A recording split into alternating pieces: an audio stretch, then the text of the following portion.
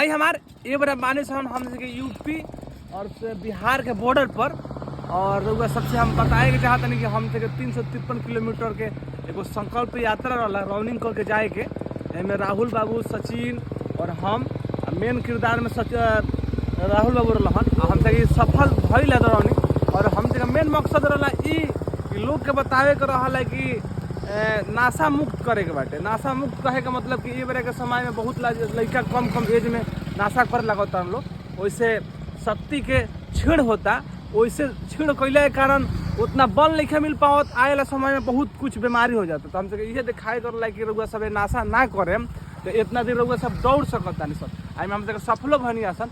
और एगो बात कहे के चाहता नहीं कि जितना भोजपुरिया भाई लोग के प्यार दे दी उस शहर के लोग प्यार ना दी। हम मेहरावना कहीं गाजीपुर कहीं बनारस कहीं इलाहाबाद कहीं और जितना जैसे अभी जहाँ माने सनी मेहरावना हटे यहाँ सब जगह के इतना प्यार दुलार मिलला एक हमसे के हमेशा जीवन भर एक कर्जा चुका नहीं गिर सकत। अरे वो सबके प्यार सपोर्ट इतना मिलल कि कब हमसे कर्जा चुका नहीं गिर सकत। अरे वो लोग के सहयोग से आज हमसे चले निसन रुआ सबके सपोर्ट खाते हमसे बहुत बहुत धन्यवाद। और ये देख सकता नज़ारा बहुत बहुत धन्यवाद।